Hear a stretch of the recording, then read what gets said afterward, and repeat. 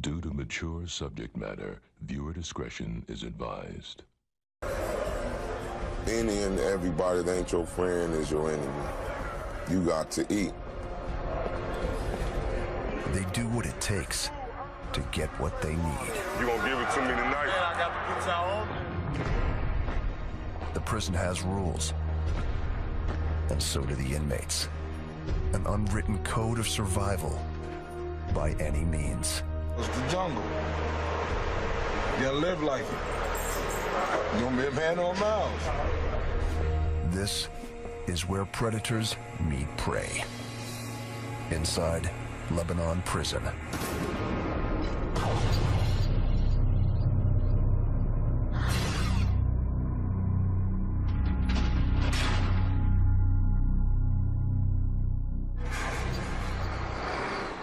It's 2 p.m. New inmates arrive at Lebanon Correctional Institution near Dayton, Ohio. Name and number, fellas, and watch your bottom step. Go around the front of the bus. 507057. These men are about to discover prison is a place with its own rules. To survive, they're going to have to learn them fast. Rule number 1, no contraband. All five you guys get up and strip. Guards search their bodies for smuggled weapons and goods. Next, inmates learn the prison hierarchy. New arrivals are at the bottom of the heap. If I have to find you and hunt you down in order to give you back your property, I'll put you right in the hole. Simple as that. Any questions so far? Lebanon is a close security prison, just one step away from maximum. 2,200 of Ohio's most dangerous men live on this hall. General population is separated into 9 cell blocks. Each has 3 tiers and houses up to 250 men.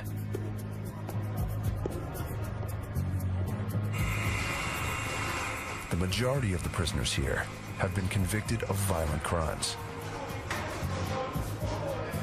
30% are killers. A quarter are sexual predators. These men victimized innocent people in the outside world. Now, behind bars, the predation continues as the strong feed off the inexperienced and weak. Big Pepper. Dyricus Albert is one of the strongest. I'm an original baby gangster from Eastside, Santana Block, Compton, Crip. I'm the head Crip in Lebanon, and I keep the ball rolling. Yeah, we lost, man. It's crazy.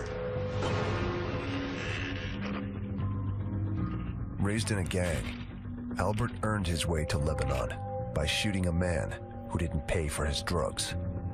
Albert shot at him not once, not twice, but 4 times, firing at his victim's back as he collapsed on the ground. And that's what he did before getting to prison. High school is the world Crandall left behind. Just 2 years ago, he was in 10th grade, an ordinary kid from a good home. One night in December of 2004, his life drastically changed. It started when Crandall accidentally rear-ended a car. Angry, one of the car's passengers punched him and then sped away. Crandall chased him, pushing the other vehicle off the road and into a telephone pole. The crash injured a pregnant passenger in the other car, and she miscarried her baby. Crandall was found guilty of involuntary manslaughter and sentenced to 7 years. Unlike many of the prisoners, Crandall's not violent, street smart, or strong. 3 strikes against him as he tries to make his way in a criminal world. I'm not like the guys in here. Most of them have been here before, got in trouble all their life. They really don't care what goes on their record and everything. But me, I've never been in trouble before. I mean, I don't go looking for trouble. All that stands between him and veteran convicts is the institution. I'm fine, thanks. Ernie Moore is warden of Lebanon. He's roaming the cell blocks, doing his best to keep the inmates safe from one another. How's it going? I'm ready to go to the shower, sir. All right. A knife is a deadly weapon. It's not easy. A knife is a deadly weapon. And I'm not saying I'm a good guy, but the guy got caught with a knife, man was literally trying to kill me. I got inmates here that have committed aggravated murder, that have murdered more than one person, serious sex offenders that have raped multiple women. I've got guys in here that have kidnapped people, heavy hitter drug traffickers. I've got guys in here that have seriously assaulted staff, seriously assaulted children. Controlling hundreds of violent men is a daily challenge. Lebanon is a well-run prison, but a recent stabbing and escape attempt have put everyone on edge. Still, staff try hard to rehabilitate inmates through various programs, including work in a license plate plant that makes all of Ohio's plates. We need to work with these guys because 80 or 90% of the inmates, even here at Lebanon, are someday going to be back out in society. But many inmates don't care about their future and rehabilitation. They care about the here and now. At orientation, the warden warns new arrivals of the dangers ahead. And every prison's a little bit different, so I wanted to get this opportunity to explain to you some of the rules. But before I get Scott started, Crandall listens intently. I've learned over the years, and I learned from Warden Moore tells the inmates whom to avoid. something called the 10% rule. Wherever you go in life where there's a large group of people, usually about 10% of those people are knuckleheads. It's the guys running the drugs. It's the guys that's doing the gangs. It's the guys that's extorting and stealing from people. That's who I'm talking about. What I'm asking is you stay away from them and do your time. Many new inmates fall prey to exploitation through activities that seem harmless. Gambling, borrowing, even accepting gifts can put them in another's debt. Crandall will have to quickly learn these unwritten rules, or risk losing what safety he has left. I hope something good comes out of this, that I can actually keep going. I just hope it all turns out all right in the end, but right now, I don't know.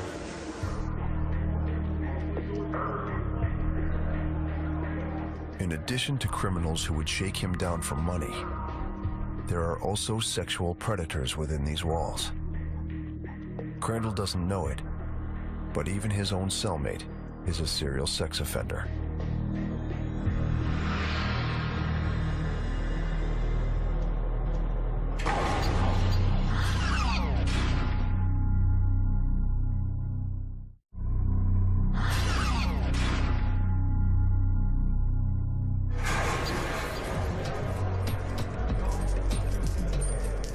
In prison, there are the predators, there are the prey,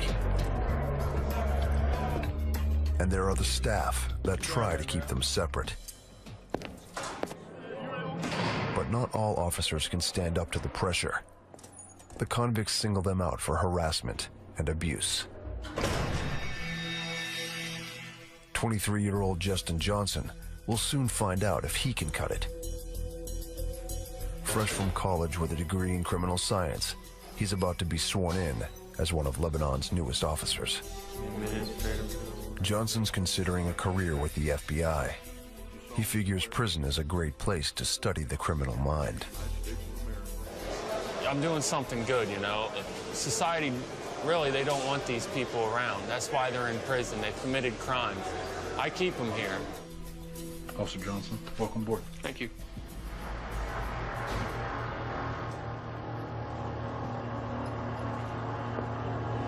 Give him a set of cuffs. Thank you. But Johnson's enthusiasm for the job does little to calm his nerves as he walks in. And some days you're a little nervous walking in. I mean, at first, when you first start, you're nervous because you never know what you're going to expect in this place. And that's why every day is always a little different. Every day brings a new challenge. So you always got to be on top of your game. It's 5 p.m. on E-Block. Johnson must now direct hundreds of hardened criminals. His uniform doesn't give them their respect.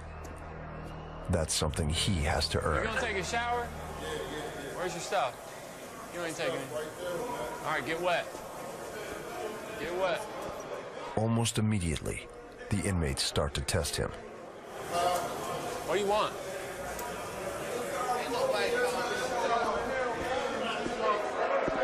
He usually don't say nothing. He just walk by with his mouth shut, like he's scared or something. Inmates, especially gang members like Darius Albert, have much to gain by undermining Johnson's authority. When a new CO come in, we judge him just by the way he look. If he look all soft and sweet voice, be like, oh, we got one. We're gonna have our way with him. CO like Johnson, the way he's smooth cut, and that's why most people don't respect him because of the way he look and the way he act. Once you let a person, an inmate run over you, CO don't get no respect nowhere. We'll get a signal to our homies like, yeah, he cool, him. We're gonna do what we wanna do. Gangs try to manipulate weak guards through intimidation and extortion. Officers have even been forced into service running drugs. If he wants to work this beat, Johnson can't back down. Taylor, where are you going? They're definitely testing me a lot more being new. They yell at you, they cuss at you. You know, it is hard, you know, you're running around, you're trying to maintain the order. You're trying to do a whole lot of things at one time. And sometimes it does get a little overwhelming. Do me a favor, keep your head in your door. All right. Get your heads in your doors.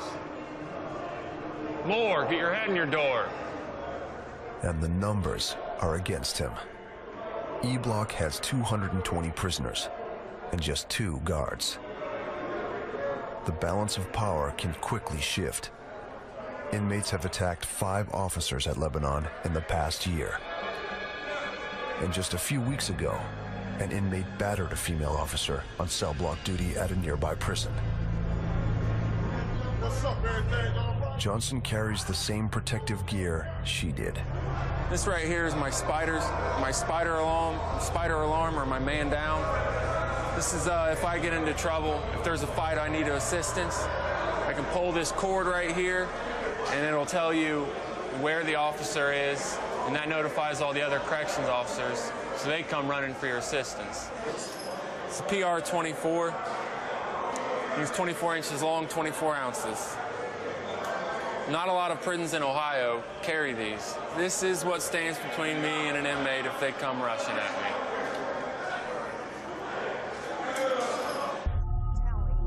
Scott Crandall is also feeling the pressures of his new home. It's the start of his 3rd week. He's enrolled in GED classes, but they're not providing him the information he really needs, knowing whom to trust. In addition to the gangsters, he worries about sexual predators. As a younger guy, you got to watch out for there's a lot of people in here that are in here for some really bad crimes, like, you know, sexual offenders and stuff in here. So you kind of got to kind of watch out for them, because they look at you as a really easy target. In prison, inmates are deprived of female company for years at a time. Some turn to other men for sex and take it by force. Young, baby-faced men are a preferred choice for assault. In a controversial study, 1 in 5 inmates reported they'd been sexually victimized behind bars. Crandall has to watch out for convicts trying to pressure him for sex. or extort him for money. It's 4 p.m. The cellmate, called a cellie, returns from his prison job and coaches him on prison rules. But it helped me having a cellie that showed me a lot of things. Because when I first got here, I was just like you. Just like you, now you had me. When you come in here and you lucked out, because you could have had one of them crazy as a cellie. But you lucked out and got me. He's been trying to win Crandall's trust since he arrived. We're cellies. I'm going to look out for you and watch your back, and you do the same for me. And that's the way cellies should be, if you can get two people... To a more experienced inmate, the behavior might look like a trap, but not to Crandall. If I had help, the cellie pushes him to buy a TV set and have his family send money.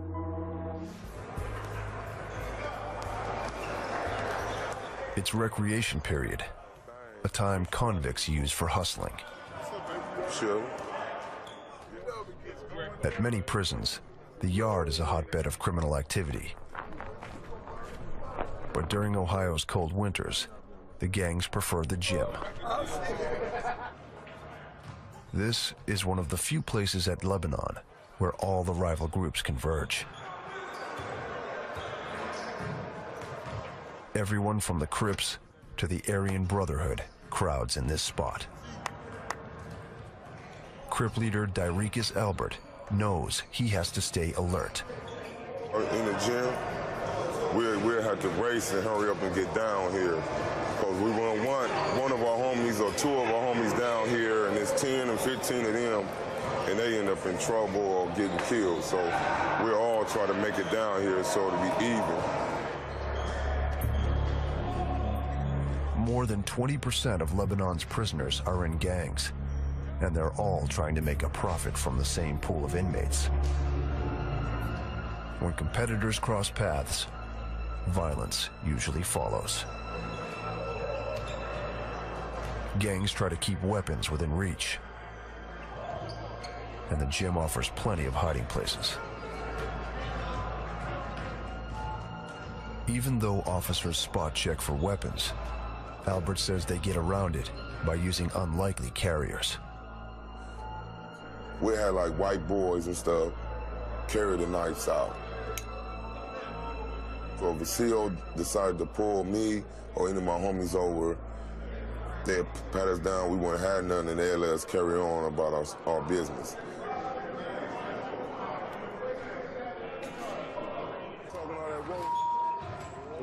Just 4 weeks ago, the Crips stabbed an inmate who tried to get out from under their control.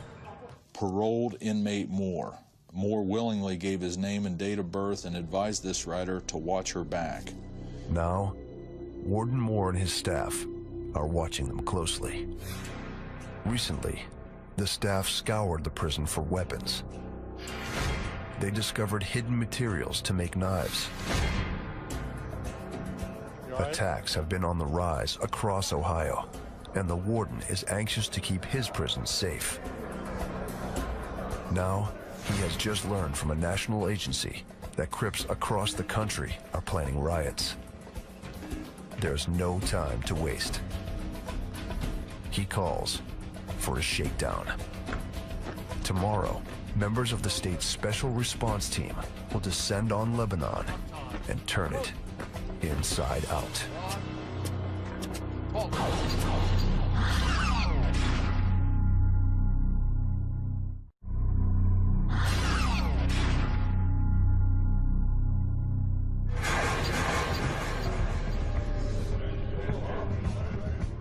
It's 7 a.m. at Lebanon Prison.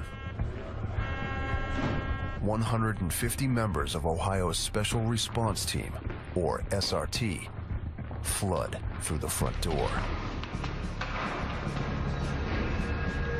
They're here to search top to bottom for weapons, drugs, and illegal goods.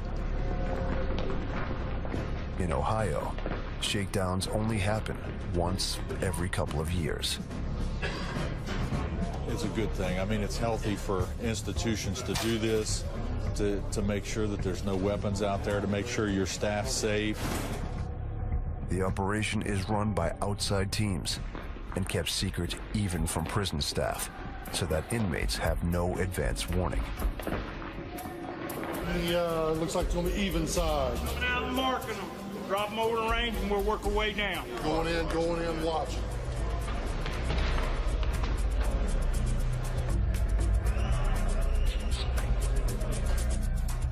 Officer Justin Johnson helps the SRT. First shakedown, I don't think it happens very often, actually, so pretty nice to be involved in it.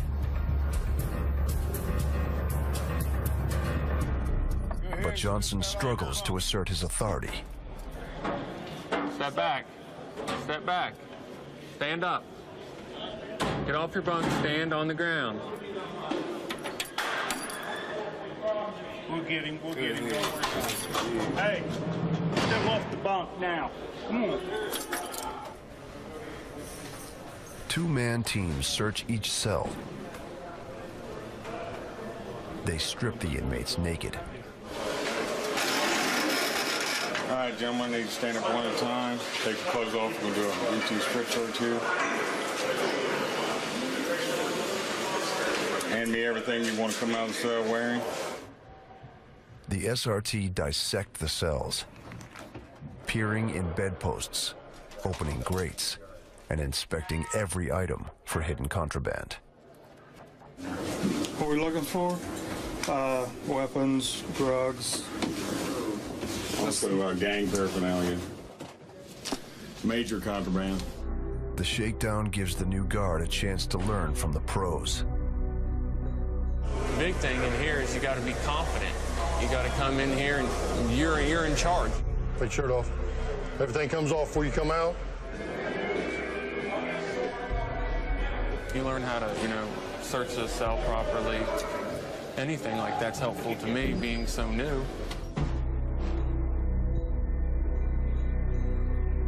Few inmates welcome the raid.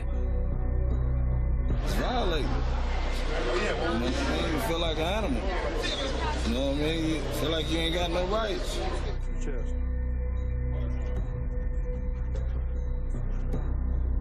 After the first wave of officers, a second special unit sweeps through. They're a gang investigation team, and they comb the cells for evidence of gang activity. Letters and symbols hidden in artwork tip them off. Anything that's related to a specific group, we take it as contraband, and then we can profile the individual if we have enough information. They're using the shakedown to create a database of every suspected gang member at Lebanon. Gang tattoos and branding give most of them away. Some of these men have joined gangs once in prison to gain protection and power. Dyricus Albert seems unconcerned about both the gang and weapons search. Basically, every shakedown, they don't find no weapons. It's easy to hide knives. The institution is too big, and it's too many items, and it's too easy to make a knife.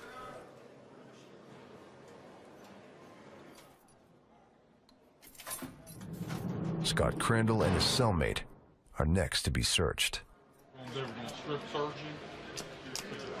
They told us to take all the stuff off our beds, take the sheets and everything off our beds, shake them out. They took our mats to have them x-rayed.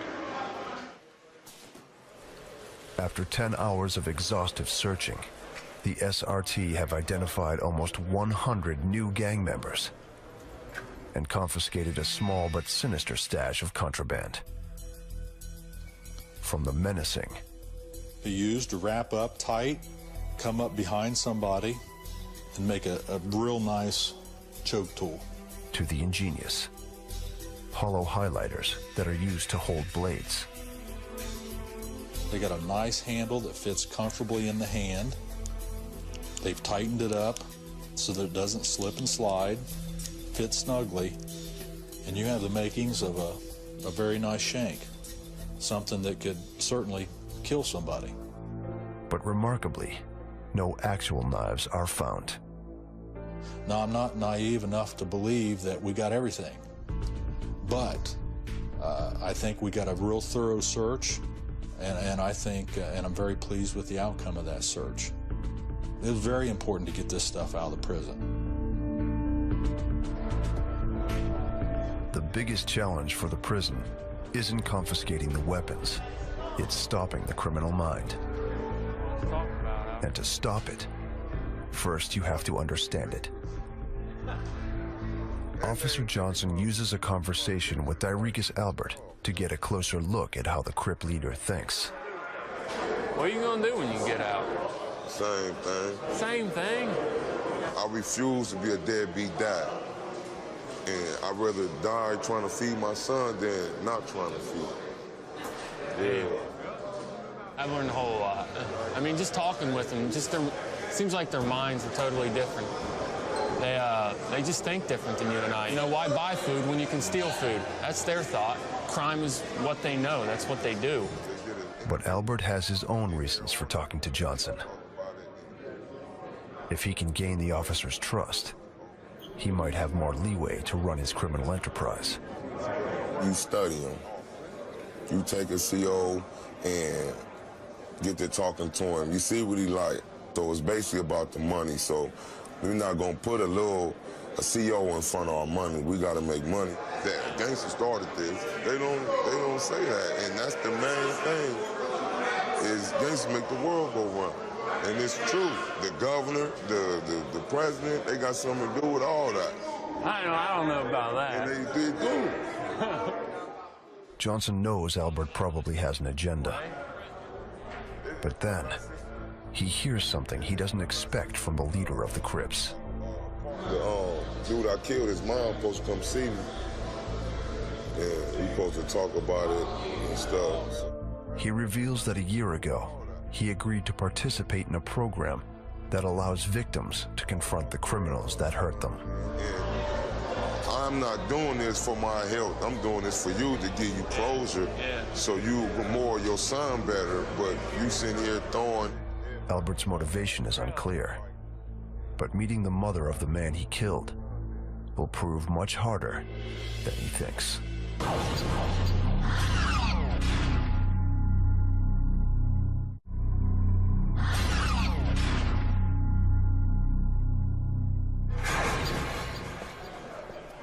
In the 4 weeks since his arrival at Lebanon, little has changed for Scott Crandall.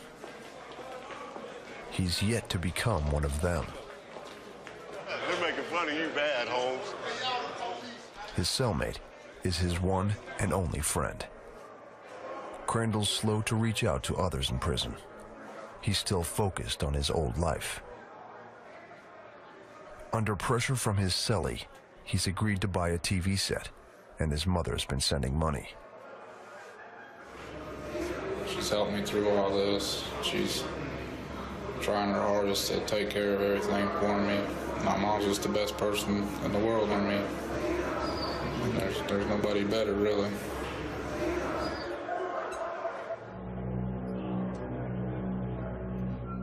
Today, Crandall gets to see her. All right? Yeah. Everything okay?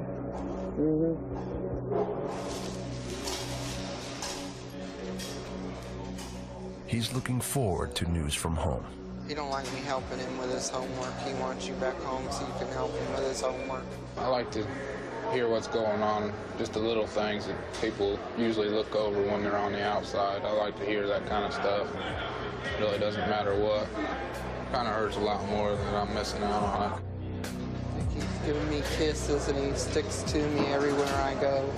Cheech goes crazy. His mother's light stories are a sharp contrast to prison. Crandall's stories are from a very different world. My block, that's where all, well, not all of them, but most of the people are in here for murder and stuff like that. My block's not exactly the best block here. I think it's probably the worst block here. His life has changed, and Crandall has to change along with it. Everybody out there that doesn't think that they can be put in a place like this and nothing will ever happen, really one mistake away from getting put in here, so. Without friends, without family, he has to make it on his own. The visit is over. I'll be back on the 26th, and I'll try to get the phone straight around so you can call home, get your TV, okay? I love you. Hang in there. I will. Get you out of here. Yeah. You know? Yeah. Just watch your back for me, okay? I will. Be careful. This is the closest to losing a child you can get to. And it doesn't go away. It stays with you. I get to go home to worry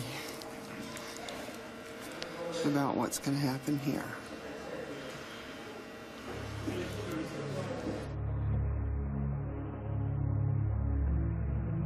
But here is Crandall's home now. And it's time for him to stop feeling like a son and start acting like an inmate. It hurts, because you gotta watch them leave. Watch them go out the door and they're going home, and you gotta go back to your cell block. Just go about your day the same way you was before. Crandall decides to focus on his new life, the one behind bars. Just 1 hour after his mother leaves, he goes for a tougher look. People that are rapists basically like to shave it really, really low, almost skin tight. So I'm not exactly going that low, particularly because of that reason.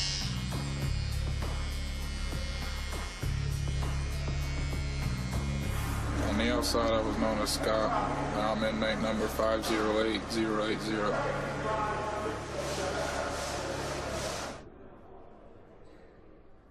Convicts know it's critical to appear confident. But right now, the leader of the Crips is nervous. In a few hours, Darius Albert will face his victim's mother and widow. Confronting the consequences of his crime is proving harder than he imagined.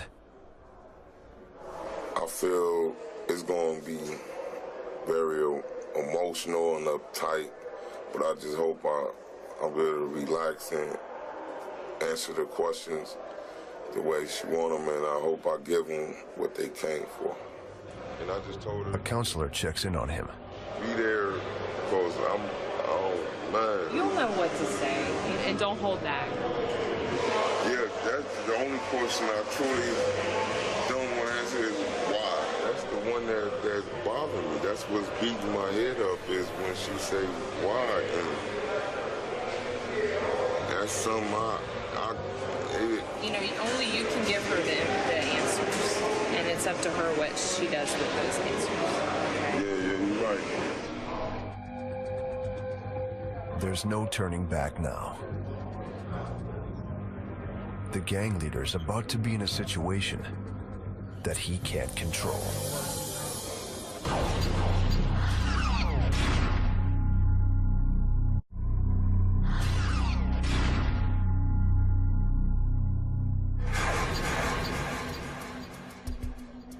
As the meeting grows closer, Darius Albert struggles to keep his composure.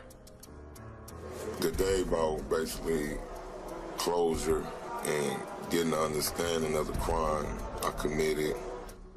Nervous. I feel nervous. His victim's mother is waiting nearby, ready to confront him.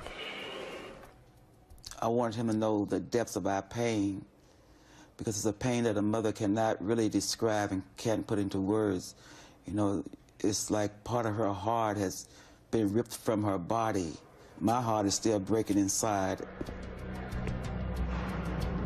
6 years ago, Albert murdered 27-year-old Albert Levon Lipford over a drug deal gone bad.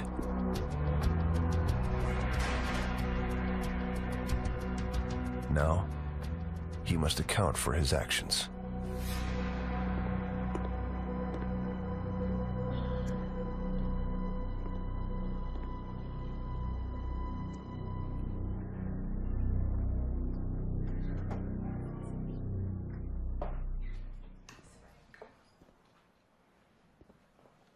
Shirley Burney lays eyes on her son's killer for the first time. Okay, I'm kind of nervous right now. Mr. Darius, I'm sitting here writing this letter, trying to put into words how I'm feeling with so much agony. I hope you don't mind me calling you by your first name. My son's first name is Albert. I would like to thank you for agreeing to this dialogue with myself and daughter-in-law. Coming here today was so stressful, knowing that I would be sitting across from the person who took my son's life. My son Albert knew who he thought he wanted to be in life, but chose a different direction and paid the price. He was never bored. Life was his playground. I sound like a doting mom. Mr. Darius, you and that piece of metal in your hand caused so much havoc. I don't think you would ever comprehend the damage you did that November evening. No, Mr. Darius, in closing this letter, I would like to leave this with you. I can't judge you, only God can, and I hope you know him. Albert Lavonne Lipford's mom.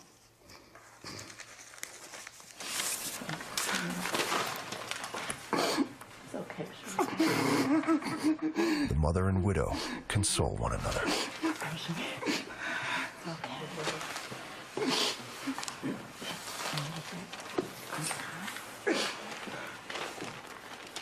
All Darius Albert has to offer is the truth of that night, a story he's never before shared. I had some dope. I had 2 kilos of dope. I didn't know your son. One of my co-defendants knew him. The way he kept moving and moving, and I kept shooting and shooting, I'm thinking I'm not hitting him. But when he hit the little, it was just a little fence. I see he couldn't, you can step over it. And I seen him stagger over it, that's what let me know. Then, Mrs. Burney asks for something harder to give than just the facts. Well, how did you feel after you'd known that you'd taken a life? I mean, how does it feel to take another human's life? I mean, did you think about what you had done? You know, the families, your family? I don't think about it because it'll get me killed. I can't have no conscience in the streets. Do you have kids? Yes, ma'am. How many do you have? 1. Girl or boy? Boy. Would you want your male child to grow up in your footsteps? You know, take the lifestyle you're taking, the path? No, I wouldn't. If it was my choice, I wouldn't want him to. But you do have a choice. I mean, he has the opportunity to learn from you, your mistakes. That this is no place for anyone to be behind bars and take another person's life. All it accomplishes is grief for both families.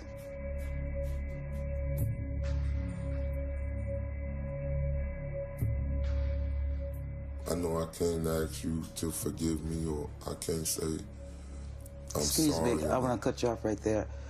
I forgave you a long time ago. That was my healing process. So I forgave you. I didn't forgive your act, but I forgave you as a person. It's a gift Albert has no right to expect. I appreciate that. It's good knowing that. But I know I can't say I'm sorry enough. And I wish I could take it back. Just you being here did a lot for her and I both. You know, because you didn't have to agree to this dialogue, but you did, you know. And we both want to thank you for speaking and being here. All right, thank you. You take care of yourself, you hear? You too, man. Seriously.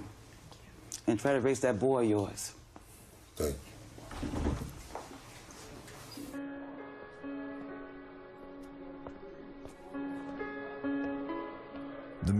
over, Albert heads back to cell block E. Elsewhere in Lebanon, Scott Crandall is growing into his new identity. He ventures out alone at rec to make new friends. He's aware that there are dangers here and people he needs to avoid. But he knows that for the next 7 years, this is the life he's got to live.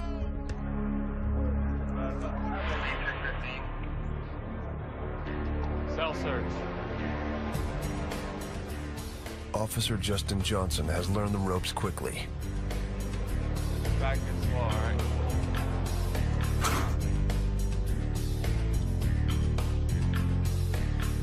3 months into his new job, he's established his authority. And he's not afraid to use it. Found that in your bedpost. Don't know what it is, huh? You did a good job. You found it. Issue a conduct report. And at first, you know, you really don't know what to expect, so you're not very confident at all. But as every day goes by, you learn more, and you do become more confident. You smoking in here? Sure smells like it. Now, Dyricus Albert faces a choice about his future. Knowing what I committed and what I did, and for me to accept it and go on, it does a lot for me. When my victim's mom shook my hand, I felt like I was gonna melt because of seeing her and knowing that I took her son from her. It was my knees, I feel like I was gonna buckle. It made me think about my son and what I was going through.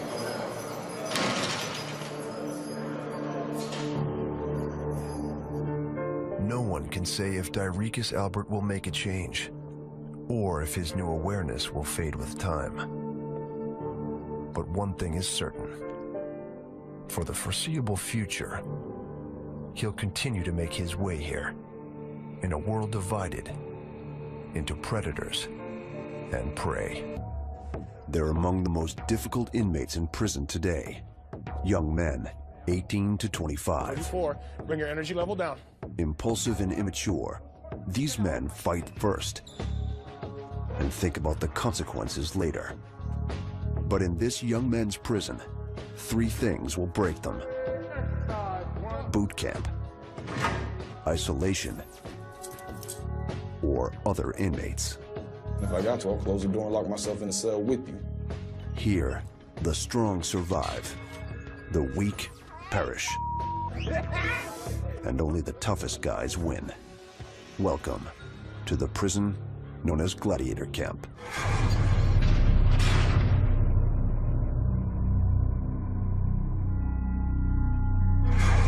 3 p.m. Fort Dodge Correctional Facility in northern Iowa. Right there, go on the wall to the left. A busload of new inmates pulls in. 19-year-old Thomas Boggs enters prison for the first time. Go around phase 1, guys.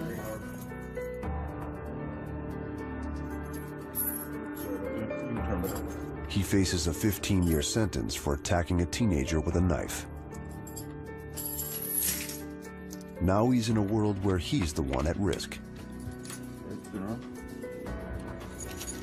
Officials built Fort Dodge, a medium security prison, for inmates like Boggs, men 18 to 25 years old. He pushed me and I was like, what the f, dude? And then he just f***ing hit me. Corrections officers, called COs, rush in to pry them apart. Fort Dodge has zero tolerance for fighting. As punishment, COs take Byford to segregation. And I just remember sitting in the chair, getting my handcuffed, thinking, damn, I was only here 2 minutes. That's like a record or something. but he doesn't regret the fight. In this young men's prison, image means everything, and Byford has shown his strength. Boggs appears weak, and without Byford, he's on his own. I don't know. If he keeps to himself, he's all right, but otherwise, he's gonna have a hard time. People don't like that. Everybody's out to prove themselves, so they're like, oh, that's a good target to deal with. Back in the unit, more inmates gang up on Boggs.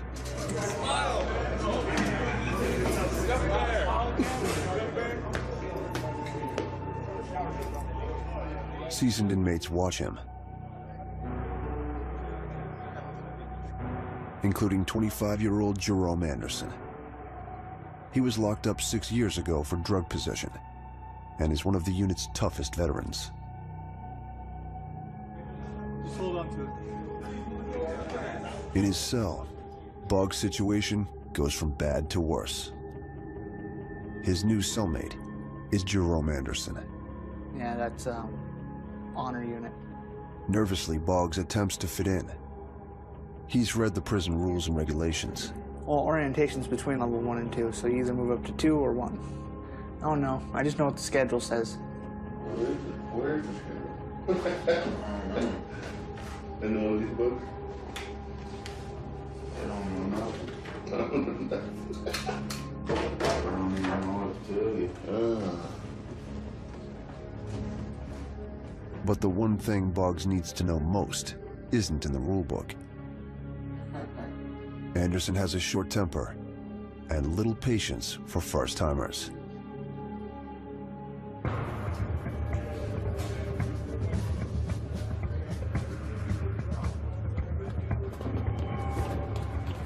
In a neighboring cell block, 80 young inmates do their time in a militaristic program called Rivers, intended to prevent them from becoming hardened criminals.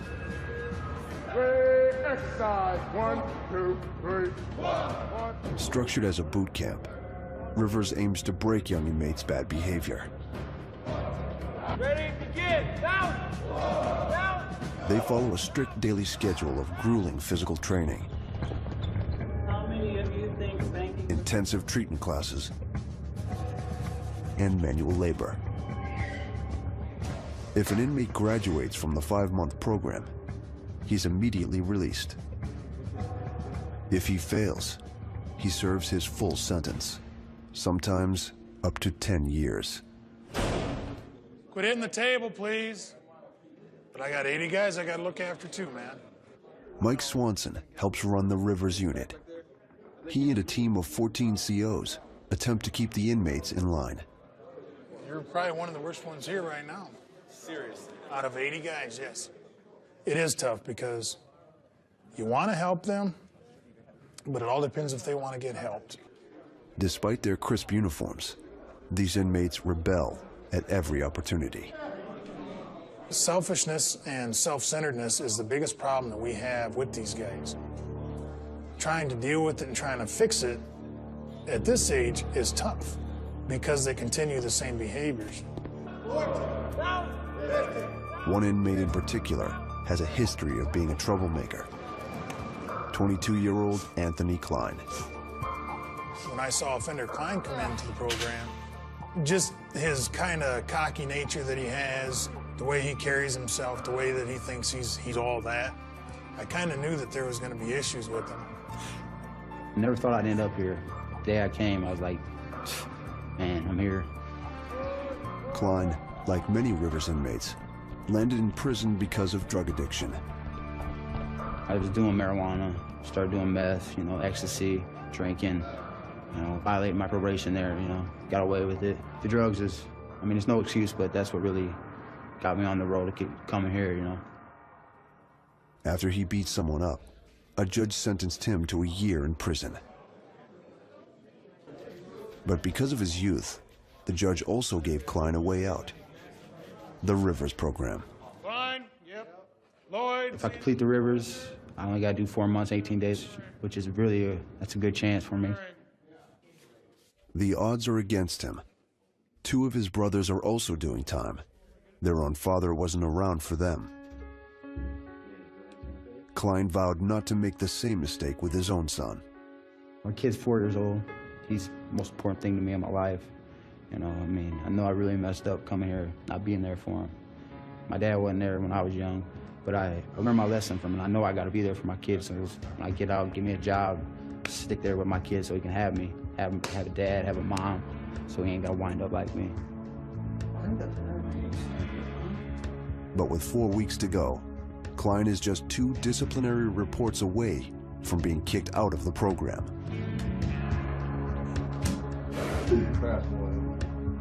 And the Rivers COs are sticklers for the rules. 6 times a day, they physically account for each Rivers inmate. It's critical that the inmates be awake and in full uniform. 50 push-ups apiece after dinner. But CO Jeffrey Cook catches Klein and his cellmate asleep.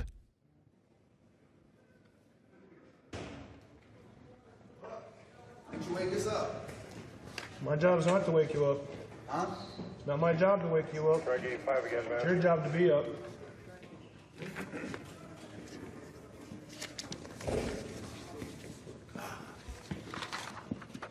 You guys know better. Come on.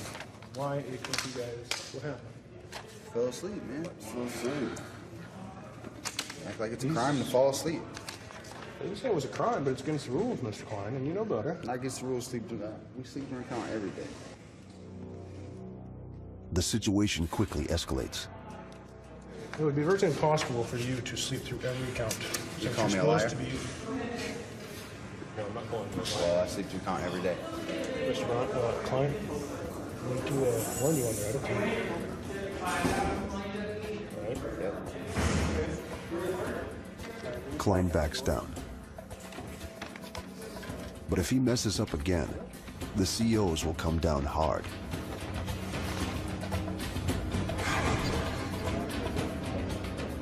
One more mistake could cost him the next year of his life.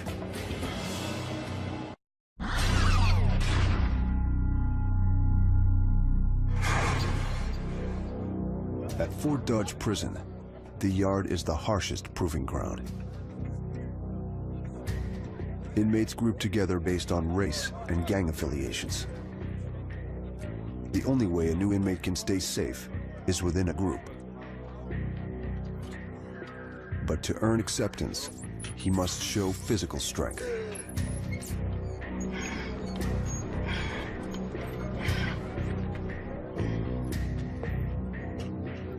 Thomas Boggs has one chance to impress the groups.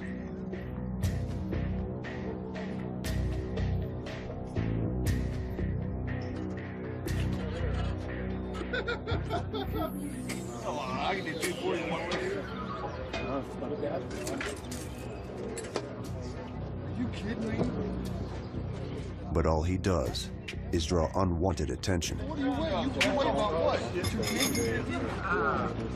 You weigh 220. That can damn near kill him.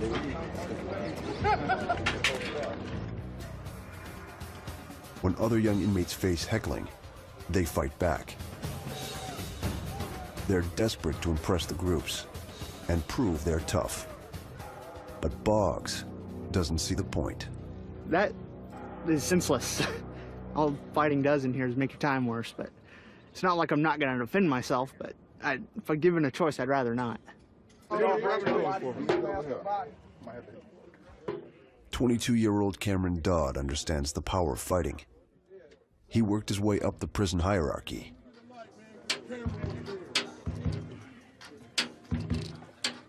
It's a lot different here than it is in the world. You gotta handle situations a lot different. Dodd is a loyal Crip, serving 10 years for attempting to recruit gang members. Other inmates respect Dodd because he fights like a prison veteran, behind closed doors. I'm not gonna hit you out here in the yard or in front of the desk or in front of any COs, you know what I'm saying? I wait till, if this is going down, if I feel I'm through that threshold, I'm waiting till you go to lock down tonight, and I'm finna go into your cell. If I got to, I'll close the door and lock myself in the cell with you. Dodd's tough reputation earned him a powerful position. He helps run the Crips' lucrative black market, called the hustle. And the youngest inmates are his best customers. New people who come in are the biggest profit on the camp because they don't have their money here yet. There's all different reasons why. It's a big thing with the kids who come in. They always want something. The two things they want most are tobacco and coffee. Anything for a buzz. I try to take care of any situation. And Dodd is a master at providing the goods. It's cool. Yeah, I got you. Don't worry about it. But in this young man's prison, someone else always wants to be on top. And even Dodd's carefully laid plans may not keep him safe. Anthony Klein could walk out of this tough prison in 3 weeks. But one more mistake could keep him here for a full year. He resents Rivers' strict regimen more each day and refuses to follow one important rule: no smoking. Do I smoke? Yeah, I smoke. It's we're not supposed to here. Got a couple reports for it, but I ain't gonna lie. So yeah, I smoke. It's hard to get away with it. It's hard to quit though. I mean, it's really hard to quit. It's probably one of the biggest things that helps me through this, smoking. Yeah. Rivers forbids tobacco and coffee to help recovering drug addicts like Klein. The goal? Teach self-control and curb addiction of any kind. But the inmates risk everything for a buzz. Inmates constantly get kicked out for smoking. But Klein's friends have a fresh stash of tobacco, and he bends to the peer pressure. Roll it up, brother. Twist that. They don't have cigarette paper, so they roll the tobacco using mailing envelopes. You gonna smoke? You got foil? You gonna smoke, Lloyd? For a lighter, they heat foil with a battery. Then ignite a tulip, a rolled up piece of toilet paper. That's how we make a tulip flower. There you go.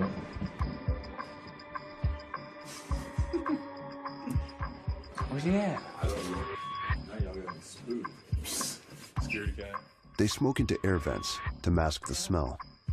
I'm a little nervous too, man. Let's get the door. Get this out of here. Don't do that, dude.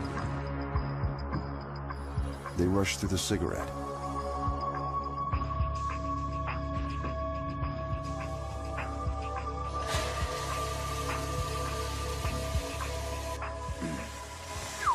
And flush the evidence. 14 again, dude. But Swanson busts inmates for smoking all the time.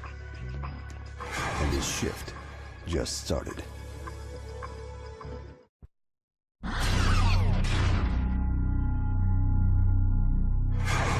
Here he comes, Bryant. Ooh, you're Mr. Bryant, do you know what the term OPA stands for?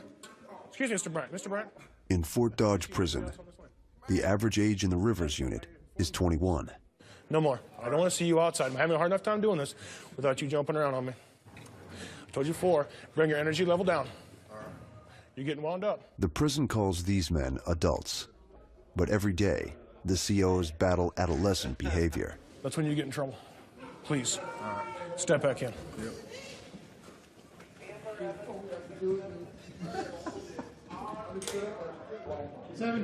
With the young crowd that we have, very sneaky, very manipulative, will try to get away with stuff.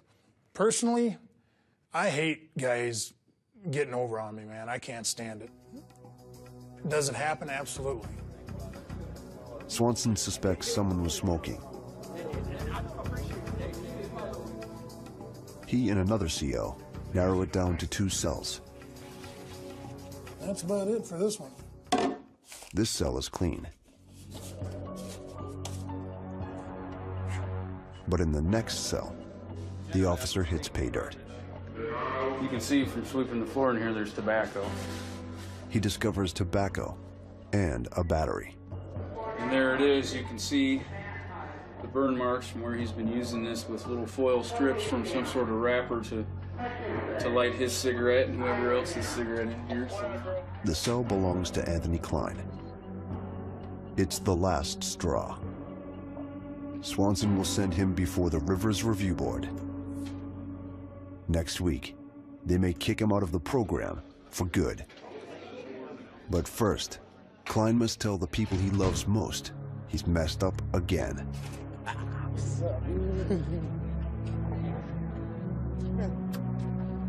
His entire family is here to visit. I love you. I love you too. Look at your crap. I know, I like it. How you been? Good, how you been? I've been all right. I miss you. I like that shirt. Yeah, my room got searched again. You smoking? Yeah, they said we were smoking, but they found a pouch under the bed that nobody's in, so they said they're giving us all reports. What they tell you? Quit. I'm gonna quit now. I'm done, for real. Klein tries to focus on his son. Did you get your Father's Day card? Yes, I got your letter from you. Give me kids. Thank you. He gets to see him only a few hours a month. What movie did you watch? Wants to fight. We can't fight in here. We'll get in trouble. Yes, we will. Hey, you see all those cameras up there on the walls? They're watching your dad. Right here. We can't fight in here. That little black hole. There's a camera in there that watches everybody in here. Especially on the building supply. Tell them about the big turtle at Olsen Park. But the incident hangs over him. I don't know. I'm gonna appeal it. So it probably won't go through by the time I'm out. But I got 2 reports already coming. Come here. Give me a kiss and hug. Give me a kiss. Give me a hug. Hug me big. I love you. You love me? Okay. Bye-bye. Tell Daddy we'll be here next week. Klein promises his family he won't make another mistake. Love you. Love you. Now, he must convince the review board that he means it.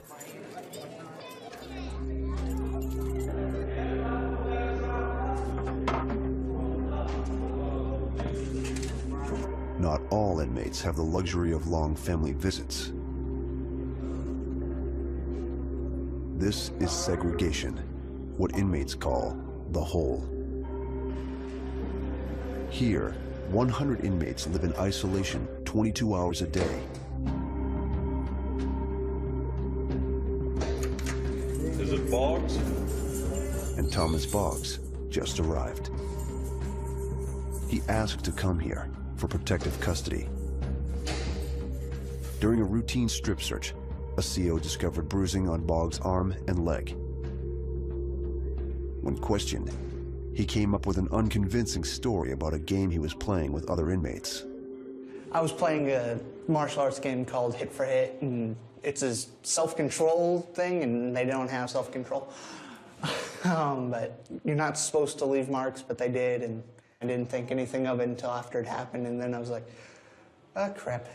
So I take my punishment as it's needed, and it's all I can do. I made the mistake of playing the game, I gotta live with it. One of the men suspected of hitting Boggs is also in the hole. It's his former cellmate, Jerome Anderson. He doesn't back up Boggs' story. So he was saying they're playing some tit for tat game or something. I mean, what's that whole thing about? He said he was playing tit for tat. I don't know. Anderson says he can't explain the bruising. As far as I know, he probably gave them to him himself. He got some issues. He ain't type I like to be around, man. He's funny.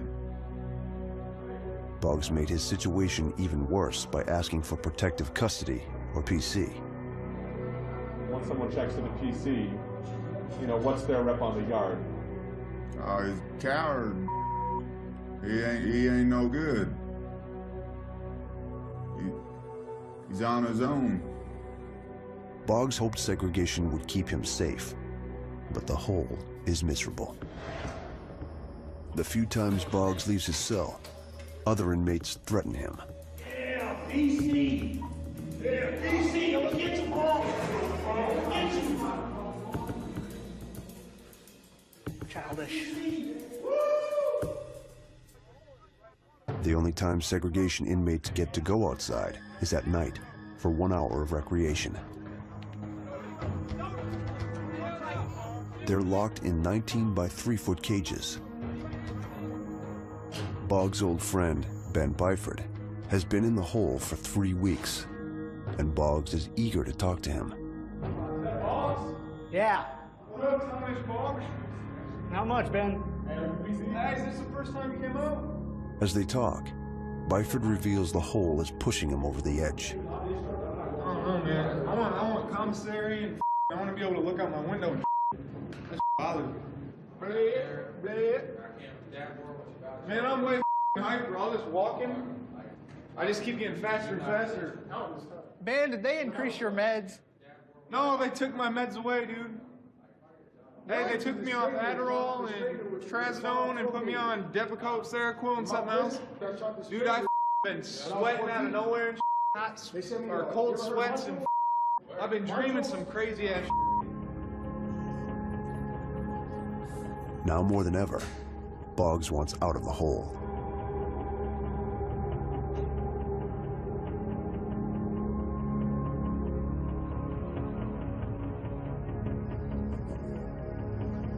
He'll ask to return to general population. This time, he's confident he'll fit in.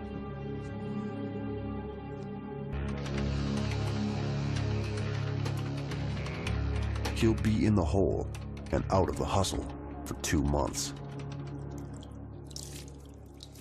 But it's a price he's willing to pay to maintain his reputation. As soon as he's back in the yard, he'll get back in the game. I'm not gonna change none of my behavior, you know what I'm saying? Just like I haven't for this past 15 months that I've been here, you know what I mean?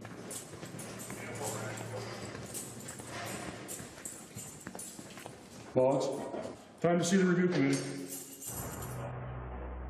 Thomas Boggs isn't handling the hole as well as Dodd.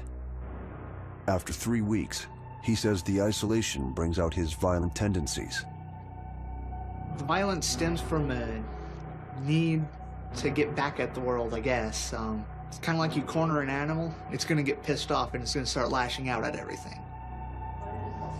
He wants to return to general population, or GP. And despite being attacked, he's optimistic the prison will let him. Mr. Boggs, come on in, have a seat. Good morning. Okay, we're the classification committee. How things going?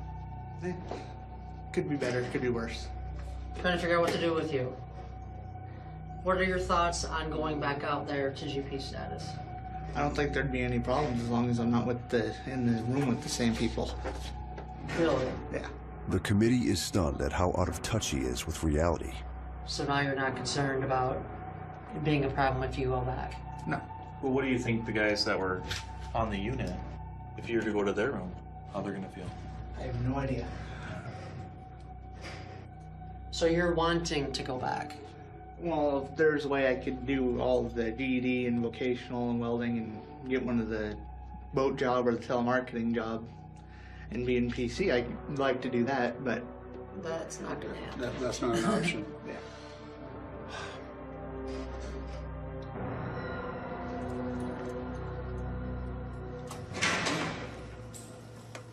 Back in isolation, Boggs predicts he'll return to GP soon. I'll probably be taking education courses and I'll probably be in GP. And be somewhere out in the yard, lost somewhere, wandering. I look forward to getting my education and getting a job and anything past the time quicker.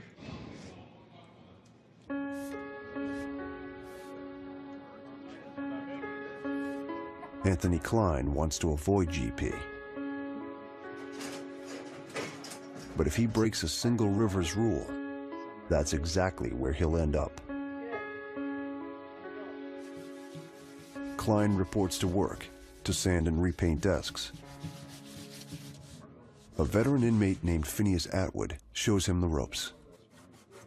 You want to start out with 60 grit if you can. Like Klein, Atwood entered prison as a young man. He's doing time for murder. What are you doing? Klein has never met him.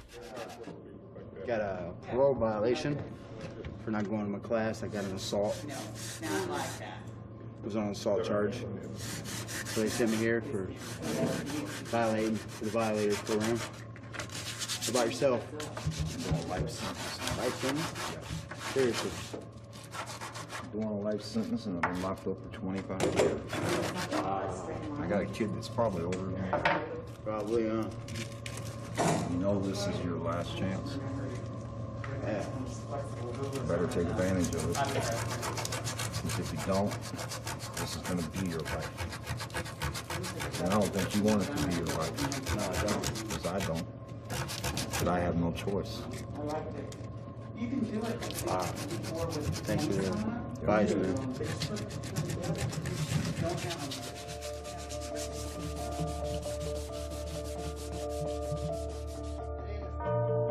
In his cell, Klein realizes he has a choice to make. He talks it over with his cellmate, who's supposed to graduate the same day as Klein. It's weird, Klein, the closer I get to getting out of here, you know, like, I don't know, it's like the more I miss my kids, you know, and I mean, I've missed them the whole time I've been here, but it's like, I haven't seen them since Christmas, man. What? I know what you mean, and I cannot wait to see my son. It's gonna be great. Dude, I missed everything. I missed my son walking, talking for the first time, man. It sucks, but... It kind of makes you wake up in here a little. Kind of nothing, it does. Especially I'm missing the children part. And your family. Yeah. I mean, I've always missed my family, always loved my family, but I really realized how much I really love my family. Yeah. You ain't a real man if you don't spend time with your family. That's my opinion. And that's something I lacked on, you know? Something I really had to work on. The realization won't be enough to get him out of prison. Klein must convince the review board and Swanson he's changed for good.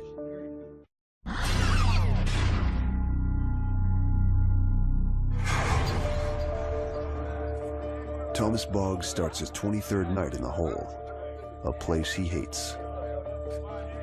For his own safety, this is where he'll stay. Prison officials decided, for now, he cannot return to general population. He was worried that the whole unit would be against me. Everything spreads. You get a problem with one person, you're gonna have a problem with 10 people. Have a problem with 10 people, you're gonna have a problem with 100 people. Boggs hangs on to the unrealistic hope that the inmates will eventually accept him. And if nothing blows over while I'm in PC, like why I'm in PC gets forgotten and blows over in the yard and nobody makes a big deal out of it, I might check out. But his former cellmate Jerome Anderson won't let them forget. The prison released him from the hole because they couldn't prove he attacked Boggs.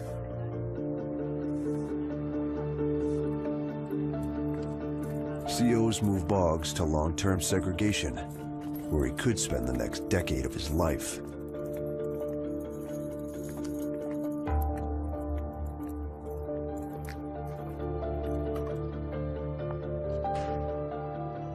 He won't escape the label of protective custody. As long as he's at Fort Dodge, he'll be a marked man.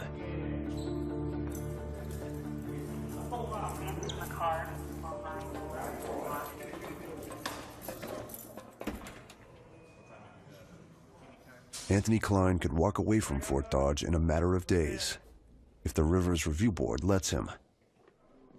He's been on his best behavior, but the COs just announced cell inspections and caught Klein completely off guard. No time to be roaming around. Please wait till I get there. Quicker we do this, quicker you're done. To avoid a report, Klein's cell must be in perfect order and free of contraband.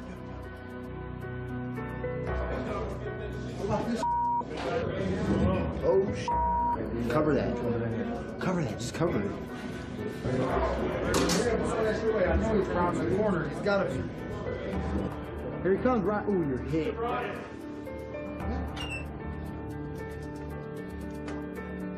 Loose pillow. Straighten it up, please. Cards? Yes. No. Excuse me. This is yours. You need to straighten your top and your bottom.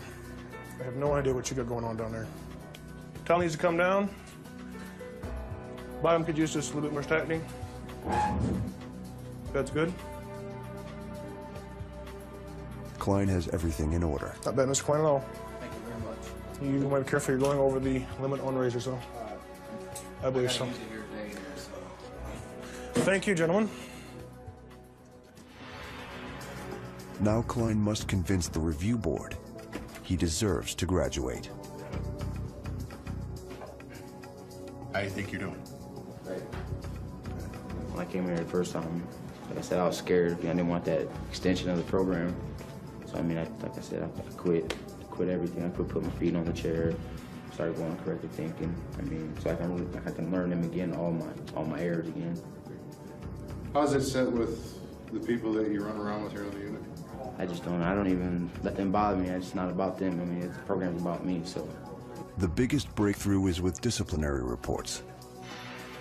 For the first time in months, Swanson hasn't given him a single one. Also let you know, too, we looked through your file and so forth. It doesn't look like you've received any minor reports since the last time we met. That's correct? Okay. No majors, of course. Okay. Good job.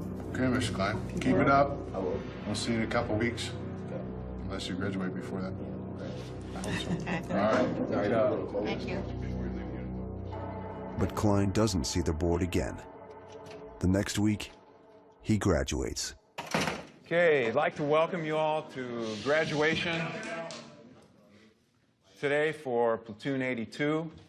And most of these guys started on March 12th and made it all the way to here. So they've done a good job. Please just come up here and get your certificate. As I call your name, Anthony Klein. When I heard my name, when they called my name, it was great, actually. I mean, I smiled. Yeah. I'll be down here to see you. All right, dog. When I first came in here, I thought that's how I was going to play it, you know, just get through this. Let's just do what I got to do, play the system.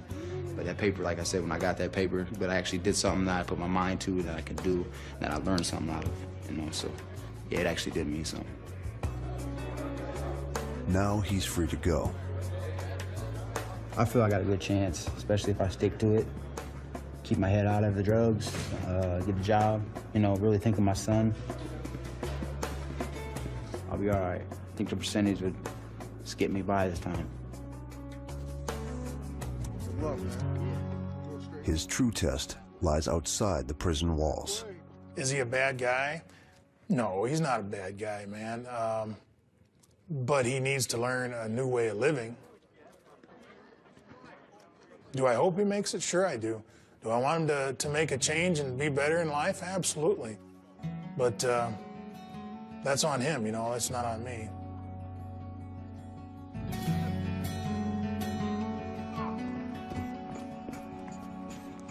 %40 of 18 to 25-year-olds reoffend and end up back in prison.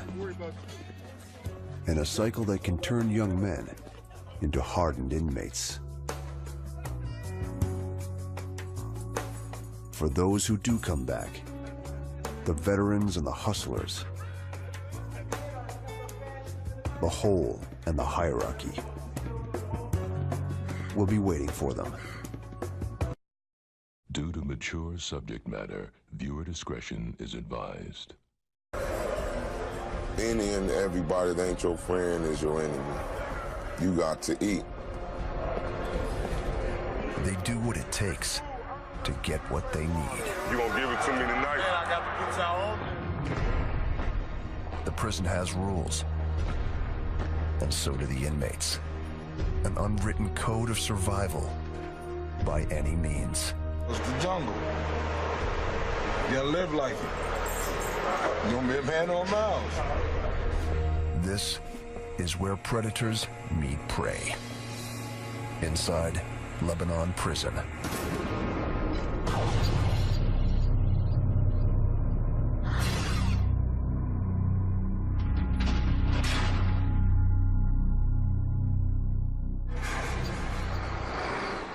It's 2 p.m.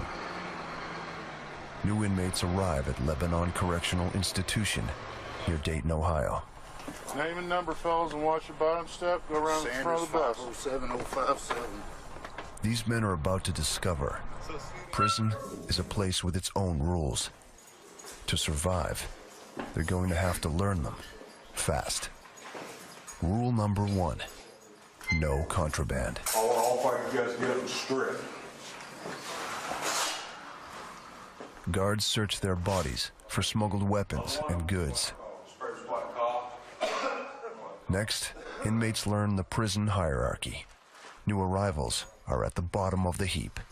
If I have to find you and hunt you down in order to give you back your property, I'll put you right in the hole. Simple as that. Any questions so far? Lebanon is a close security prison, just one step away from maximum. 2,200 of Ohio's most dangerous men live on this hall. General population is separated into 9 cell blocks. Each has 3 tiers and houses up to 250 men.